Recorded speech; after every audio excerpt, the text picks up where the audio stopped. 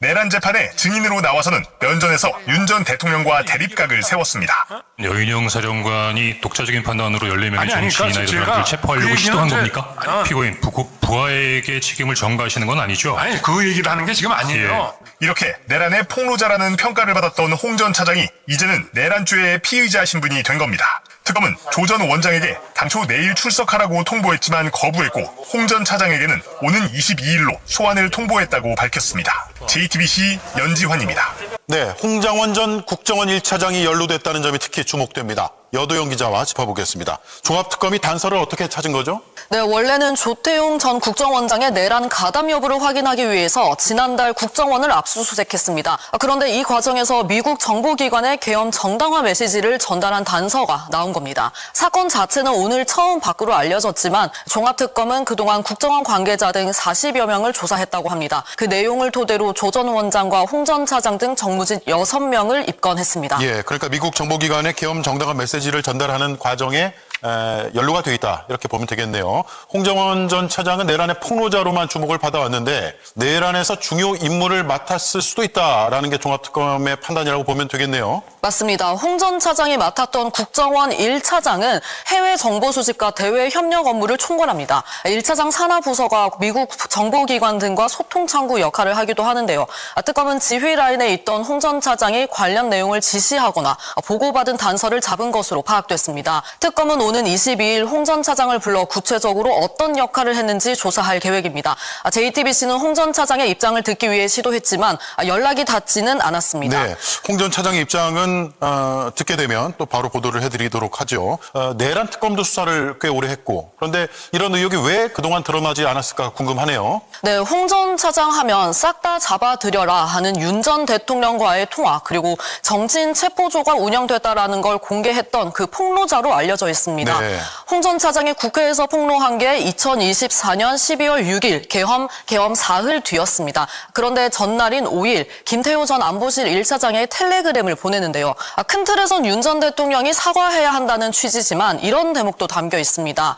탄핵 반대 당론이 나왔고 윤 전 대통령이 대국민 담화를 한다고 하니 천재 일우의 기회다. 국민 절반은 우리 편이다라고 하면서 전략을 조언했습니다.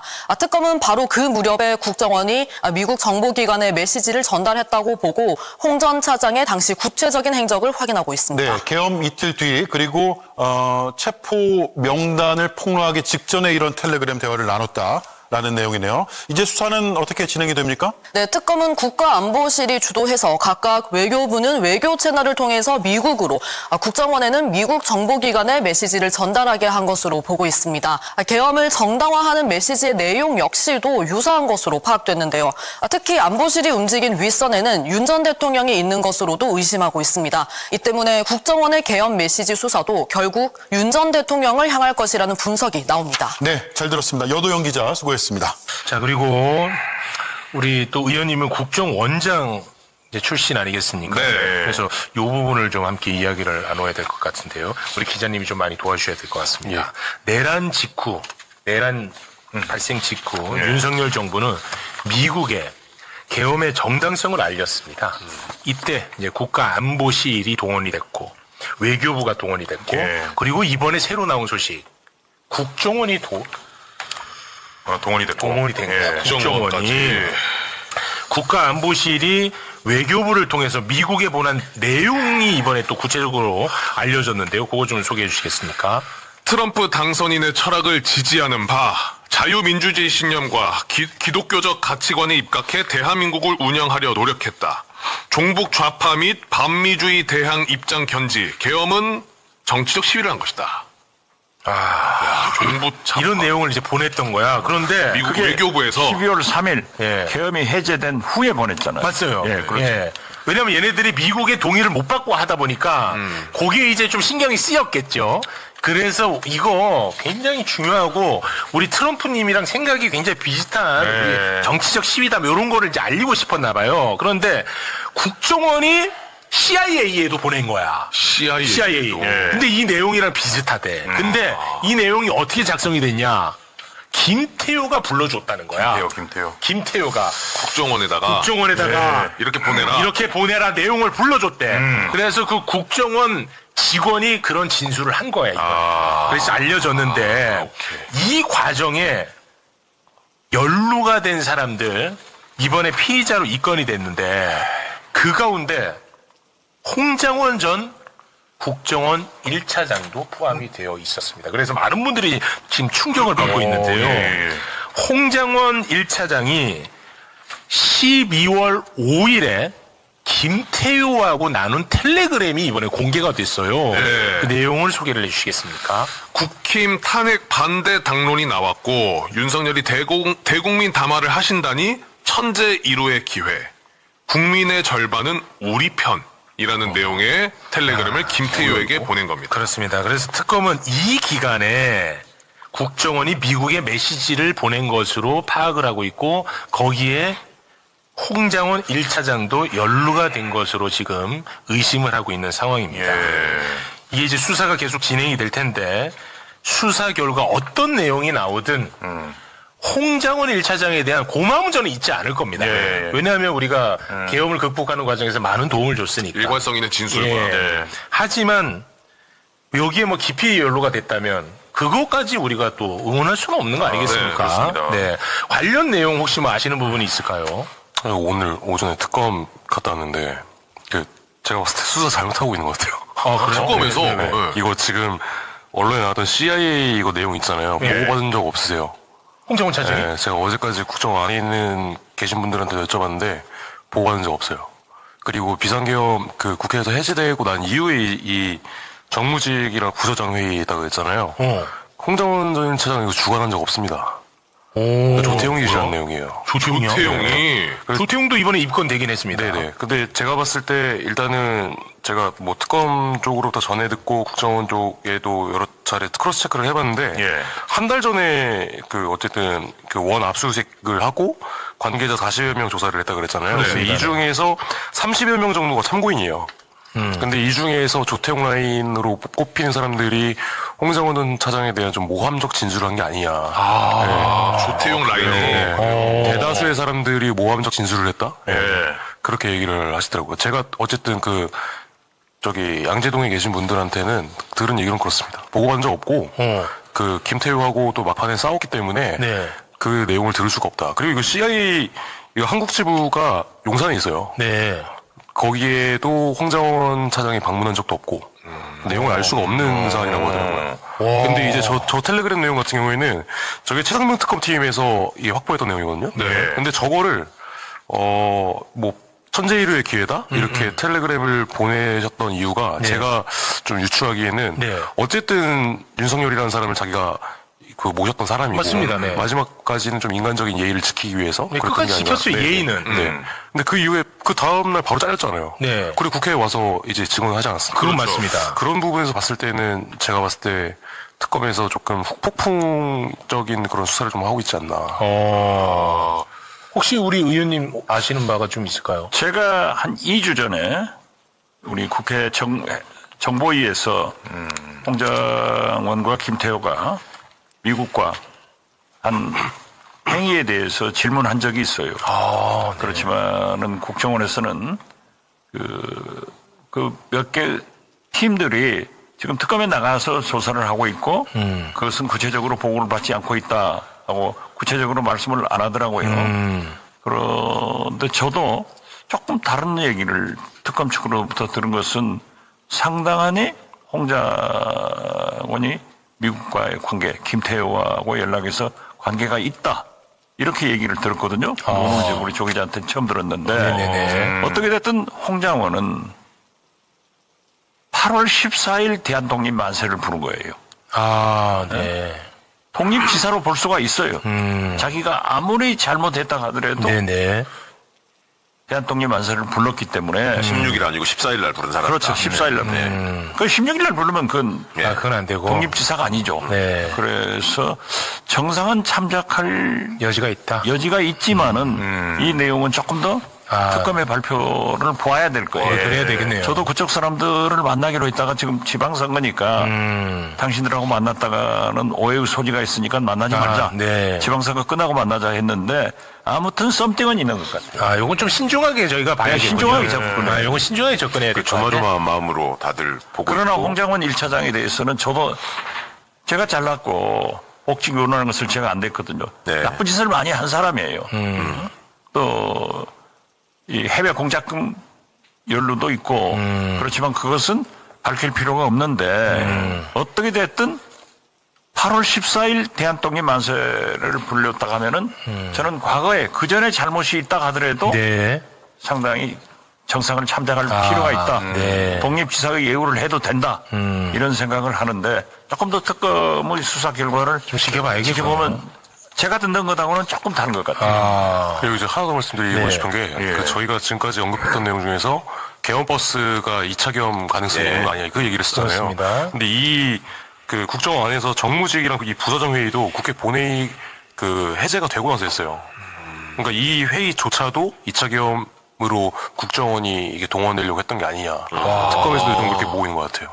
그리고 여기서 이제 중앙합동정보조사팀 5개조로 30명을 파견 보내려고 했고 계엄사 합수본에 총 국정원 인원 80명을 이제 파견 보려고 했던 것 같은데 이 부분에 대해서 홍창님은 반대를 하셨던 걸로 저는 알고 있습니다. 아, 그렇습니까? 예, 예.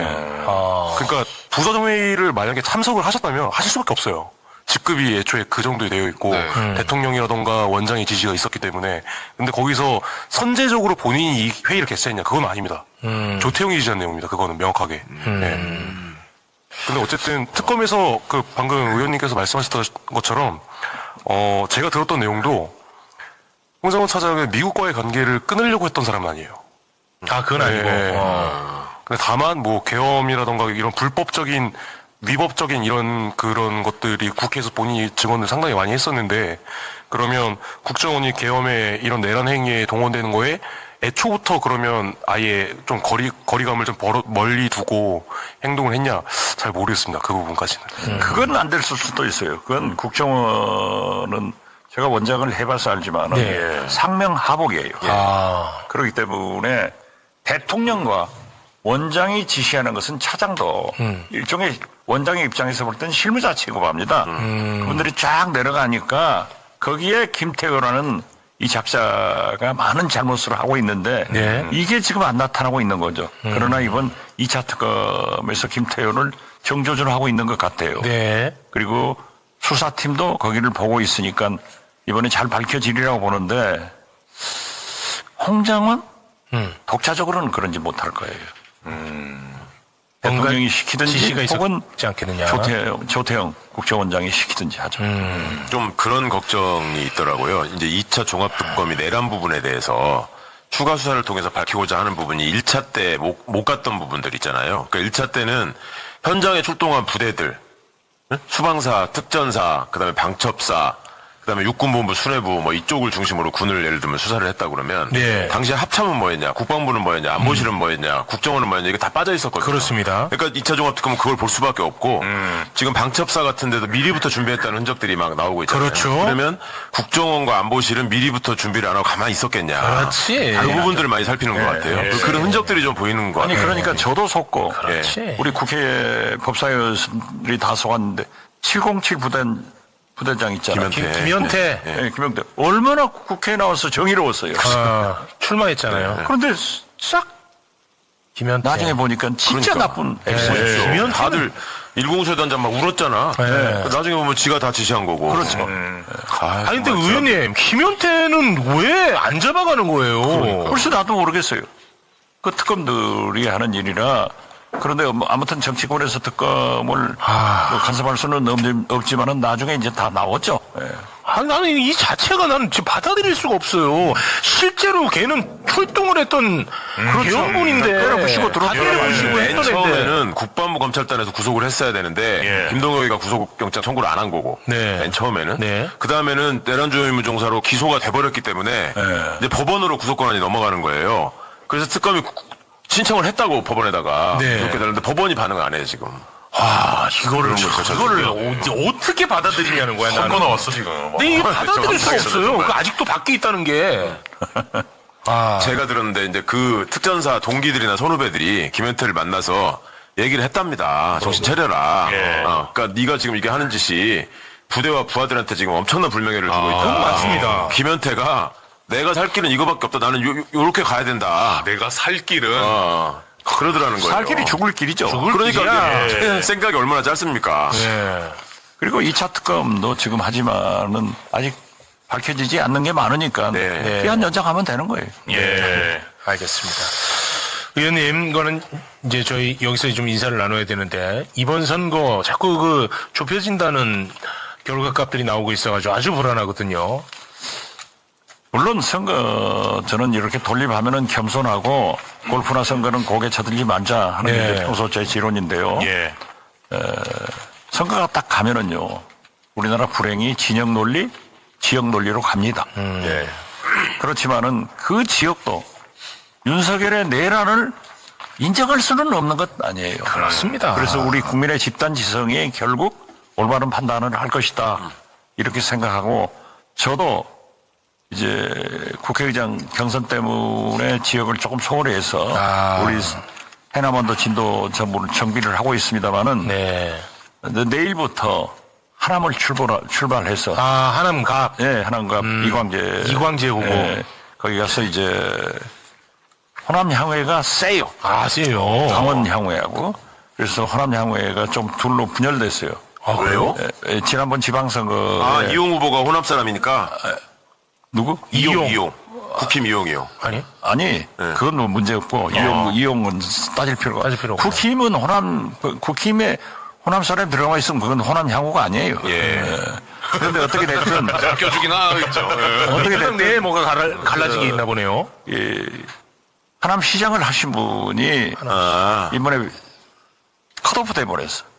그래요? 그래가지고 좀 이제 말썽이 많아서 이미 전초 작업을 하고 내일 그 이사에 가서 제가 얘기를 하고 잘 될 거예요. 또 뭐 다른 단체들도 만나기로 했으니까 하고 이제 21일 날은 출정 아니에요? 선거운동이 이제 시작되는 날 공식 선거운동이 나오는데 저도 해남안도 진도 3개 군에 가서 출정식 해주고 22일 날은 전라북도로 와서 박지원 후보의 제가 후원회장입니다. 박지원 후보의 후원회장이 박지원이에요? 김제 공천. 그 젊은 최고위원 출신 박지원. 그러니까 제가 재밌네. 후원회장이니까 오늘 재밌어요. 농협에 가서 서류 다 만들고 지금 왔는데요. 거기 가서 김제장이래요. 그러니까 거기 하고 그 다음에 이원욱 전라북도 지사 후보 이원택. 이원택이. 이원택 지사 후보는 제 농업 선생이에요. 농업 선생님이요? 아니, 제가 도시 국회의원을 하다가 해남안도 진도로 가니까 농수산 문제가 많단 말이에요. 그 전문가예요. 그래서 모든 것을 그분한테 배워가지고 하는 거예요. 그러시군요. 그래서 저하고 가서 제가 최근에 김관영 지사가 이번에 출마한 것은 잘못이다. 무소속으로 출마했죠. 한번 쉬었어야 된다. 아까운 인물인데 안 된다 하고 내가 세게 반대를 했더니 같이 이원택 후보가 좀 기자회견을 하고 한 바퀴 돌아주래요. 본격적으로 시작합니다. 그래요? 우리 그 의원님이 거기 이제 또 호남에 가면은 그거는 그냥 뭐 바람 부는 거잖아요. 전국에 가도 전국? 갸우뚱 보세요. 호남 저를 지금 찾는 전화가 살도합니다. 세도가 아니라. 알겠습니다. 아무튼 뭐 선거에서 고개 들면은 패한다. 사실 국회의장 선거 때 고기 한번 드셨거든요. 여러 사람 잘 나왔거든. 그때 고기를 한번 쑥 드시더라고. 좀 위험한데 바로. 입심과 당심은 62%를 받았으면 잘 받은 거예요. 근데 의원들이 왜 이렇게 의원님을 싫어해요? 그걸 제가 얘기하네요. 안 돼요. 얘기하면 안 돼요? 안 돼요. 완전. 그러니까 제가 그 말이 나올까 봐서 나는 지금부터 다시 민주당과 이재명 대통령께 성공을 해서 충성을 바친다. 정이 딱 된 거예요. 그런 걸 물으면 안 돼요. TV조선도 아니고. TV조선. 아니, 그렇게 말씀하세요. 네. 아, 궁금할 수 있는 거 아닙니까? 아니, 여론에서는 압도적 1위였어. 근데 국회의원들이 압도적으로 싫어하는 거야. 싫어한 게 아니라 선택하지 않았지, 압도적으로. 좋아는 하는데. 좋아는 하는데. 지금도 저 만나면 미안해가지고. 후배들이 죄송합니다. 아, 죄송하다고. 감사합니다. 저는 그러죠. 천하의 박지원이 그거 가지고 넘어가야지. 진짜 그리고 큰 지금 현재 정치. 지방선거 아니에요. 그렇습니다. 그리고 문제는 보세요. 대구? 근접한다 어쩌다. 아, 근접해버리대. 추경호는 추경호. 내란 세력이에요. 내란 중요임무 종사 피고인. 그렇죠. 그리고 어제도 제가 SNS에다 밤에 올렸는데 오늘 기자들이 썼더라고요. 오세훈은 제2의 전두환이에요. 제2의 전두환. 전두환이가 50대 언론사 통폐합하고 기자들 해직시켰잖아요. 네. 오세훈은 서울시장 하면서 TBS를 맞아. 조례를 바꿔가지고 예산 지원을 안 하고 끊어버렸어요. 듣고 보니 또 그러네요. 똑같은 사람. 듣고 보니 그래. 민주주의자가 아니에요. 듣고 보니 그래. 예. 그러니까 그러한 것들 낱낱이 지적해가면서 공중전도 하고 찾아가서 지상전도 한다고요. 네. 잘 할 거예요. 알겠습니다. 최국 씨만 도와주면 돼요. 아, 제가요? 네, 알겠습니다. 의원님. 예. 이번에 국회의장 선거 공약이 나 낙선하면 23대 총선 출마하겠다. 라는 게 공약이 맞았어요? 공약은 안 했는데 공약은 아니에요? 특히 우리 해남반도 진도에서는 아쉬워하면서도 한 번 더 하니까 좋다. 와, 진짜 대단하시다, 진짜. 대단하시다. 내가 이런 분인 줄 모르고 걱정을 했어. 와, 이유가 필요 없다고 진짜. 와, 내가 이런 분인지도 모르고 상처받았나 걱정했다가 내가 한심하지. 한심해, 내 자신이. 제가 어젯밤에도 나와서 11,988번을 걸었어요. 와. 들어가 보니까 밖에 98번을 밖에 나가서 두보 채우고 나올까. 이렇게 열심히 운동하는데. 왜 자꾸 나못되기를 바라요? 알겠습니다. 자, 그러면 오늘은 여기에서 마무리를 짓도록 하겠습니다. 함께 해주신 네 분과 여기서 인사 나누고 저는 2부로 갑니다. 네 분 대단히 고맙습니다. 감사합니다. 마지막 주제 같은 경우는 이 얘기를 좀 드려야 될 것 같은데 일단은 종합특검에서 홍장원 전 국정원 차장에 대해서 수사를 한다고 처음에 보도가 나왔을 때 많은 분들이 긴가민가했거든요. 이게 왜 홍장원이 왜 이렇게 피의자로 입건이 돼 조사를 받아야 돼? 그래 갈팡질팡을 하는 과정이었고 일부 언론들의 단독 보도만 가지고 판정하기 어렵다는 게 중론이었는데 오늘 공개적으로 종합특검이 입장을 내놨습니다. 그 요지를 말씀드리면 홍장원 전 차장이 받고 있는 범죄 혐의에 대해서 이제 기소를 한 것이고 그 상황이라는 것이 국정원이 12월 3일 비상계엄 다음 날인 12월 4일 오전 국가안보실로부터 우방국가의 비상계엄의 배경을 설명하라는 요청과 함께 한글로 작성된 문건을 전달받았고 이어 조태훈 국정원장의 지시에 따라 홍장원 차장이 영문으로 번역한 후 주한 미 CIA 책임자를 국정원으로 불러서 문건의 취지대로 설명을 한 바 있으며 홍장원 차장은 이 모든 과정을 보고받고 제가했다. 사실상 대외 설명자료 배포 요청과 실행 관계에 관련해서 혐의가 있기 때문에 피의자로 조사를 하는 것이다. 이런 내용을 공개했는데 일단은 공개한 것 자체가 굉장히 이례적입니다 지금. 네. 그러니까 홍장원 1차장 저도 참 굉장히 이게 뭐지? 네. 뭐 이럴 수가 있어.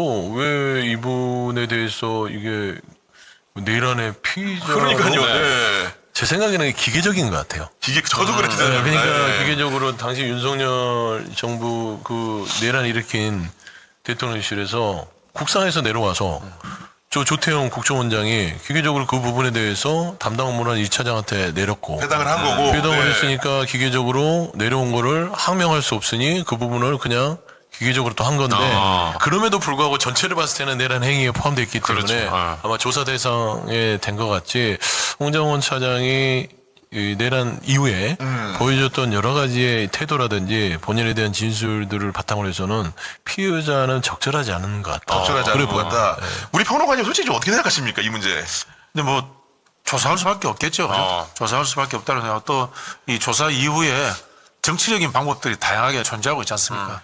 정치가 존재하는 이유가 네. 그런 부분에 있지 않겠나. 해소하기 위해서. 라는 네. 생각이 듭니다. 네. 근데 이거를 제가 그래가지고 홍장원 차장이 워낙 이렇게 밖에다 한 얘기들이 많잖아요. 네. 그래서 제가 왜 그럼 홍장원 차장 이런 혐의를 받았고 어느 국면부터 홍장원이라는 사람은 다르게 공격적인 얘기들 윤석열을 향해서 혹은 조태임을 향해서 했을까 찾아보다 보니까 본인 말 중에 힌트들이 다 있더라고요. 일단은 그 정무직 회의라는 게 뭐 새롭게 뭐 이렇게 이번에 특검하면서 밝혀진 게 아니고 본인 구술에 다 있어요. 원래는 정무직 회의라는 게 그 일주일에 한두 번씩 하던 거였는데 비상계엄 이후에 조태용이 매일 아침에 티타임 형식으로 했다고 홍장원 전 차장이 말한 바가 있습니다. 그래서 아침마다 9시에 원장님과 티타임을 하면서 업무 협의를 해야 된다고 생각을 했고 솔직히 말하면 자기는 그 국정 운영이 참모기 때문에 원장님께 어떤 아이디어를 드릴 수 있을까라는 생각을 했다라고 자기 고백적으로 말을 했어요. 그러면서 어떤 제언을 했었냐면은 본인 말에 이 얘기가 있습니다. 원장님께 야당에다가 해외 동맹과도 잘 소통하고 있고 국내 사회 질서도 나름대로 잘 관리하고 있으니 국정원이 앞으로 비상계엄이 여러 국면을 잘 감당하겠다는 이런 전화 한번 거는 게 어떻겠냐고 브레인스토밍 차원에서 자기는 조태용한테 건의를 드렸다는 거예요. 근데 조태용이 이걸 어떻게 받았냐? 다큐로 받아가지고 12월 6일 12시에 갑자기 기자회견을 자청해가지고 홍장원이 정치적 중립 의무 위반을 했다. 야당과의 소통을 건의했다는 걸 근거로 내통하고 있다고 본 것 같아요. 그러니까 홍장원이 거기서 이제 정말 이거는 아니다라고 생각을 해가지고 정보위원장실을 찾아가서 정보위원장 여야 간사들한테 2차 계엄이 있을 수 있다 이런 설명을 하면서 그 이후에 꾸준한 설명들이 쭉 온 거거든요. 그럼 홍장원 시점에서 생각을 해보면 어떻게 보면 공무원의 공복으로서 해야 될 일을 그냥 하다가 본인이 수인할 수 없는 한도에 이르렀기 때문에 있는 일들을 진상을 밝히기로 했다. 결론적으로는 헌재의 탄핵 결정에도 영향을 줬고 윤석열의 형사재판에도 긍정적 영향을 준 건데 그러면 사후적으로 그 앞에 함구하고 따랐던 부분을 형사적으로 어떻게 처벌해야 될 것인가. 저도 개인적으로 스토리라인을 보더라도 처벌을 이거 해야 되나 싶다. 솔직히 말씀드리면. 이게 기계적으로 그 대상에 포함시킨 것 같다니까요. 네. 그래서 특검도 하면서 이걸 어떻게 다뤄야 될까. 그런 데서 또 빼면은 특혜를 줬다고 하기 때문에 법이라는 게 굉장히 메말라 있잖아요. 그렇죠. 네. 드라이하기 때문에 일단 넣어놓고 조사를 하고 거기에 대해서 최후에 뭐 이거를 혐의 없음이든 이런 판단을 하려고 하는 거라서 피의자가 됐다고 해서 이게 사실상 최종적으로 꼭 기소가 된다는 건 아닌 것 같습니다. 그러니까 특검 내부에서 이제 취재한 뭐 기자들의 설명을 들어보면은 그 계엄의 밤은 뭐 그랬지만 그 이후에 이제 여러 행적들이 길다. 그러니까 홍장원이 진실을 얘기한 건 12월 3일에 여러 통화들에 대한 상황이었던 거고 12월 4일과 5일에 홍장원 행위라는 게 있다. 6일부터 바뀌기 시작을 했으니까요. 아마도 4일과 5일의 행위들을 두고 이것이 결국은 내란 이후에 세상을 바꾸려고 하지 않고 세상을 유지하기 위한 행동을 그 정무직 그 간부로서 한 게 아니냐. 그렇기 때문에 이거는 내란에 종사하고 따른 것이다. 이런 식으로 보는 것 같아요. 시나리오 자체는. 그 세상을 유지했다라고 보기는 어렵고요. 제2의 쿠데타를 막는다라거나 어쨌든 또 그 임명된 공직자이기 때문에 공직자로서 기관의 임무를 충실히 수행한 거잖아요. 근데 이게 어쨌든 명령 개통상에서 내란의 개통이 있으니까 수사를 받게 되는 상황인데 뭐 어쩔 수 없는 측면이 불가피한 측면이 있는 것 같아요. 그래서 제가 자꾸 이제 향후의 정치적인 해결이라는 이야기를 드리는 게 기소되고 이런 문제들은 수사와 이제 법리적인 문제고 또 다른 우리가 이제 정치적인 절차들이 존재할 수 있지 않습니까? 그렇습니다. 네. 만일 기소가 되더라도 뭐 사면 절차도 있을 수 있는 거고 또 다른 방법들도 있으니까 그런 것들 좀 지켜봐야 되지 않나 이런 생각이 들고요. 극단적으로 이런 경우도 있어요. 우리가 이제 해방되기 직전에 독립운동가인 여운형 선생이 일본군 주동군을 만나요. 그걸 엄청나게 욕하는 사람이 있었어. 일본군 다 때려잡아야 되는데 왜 가서 일본군의 퇴진을 논의하느냐 이렇게 비판하는 사람이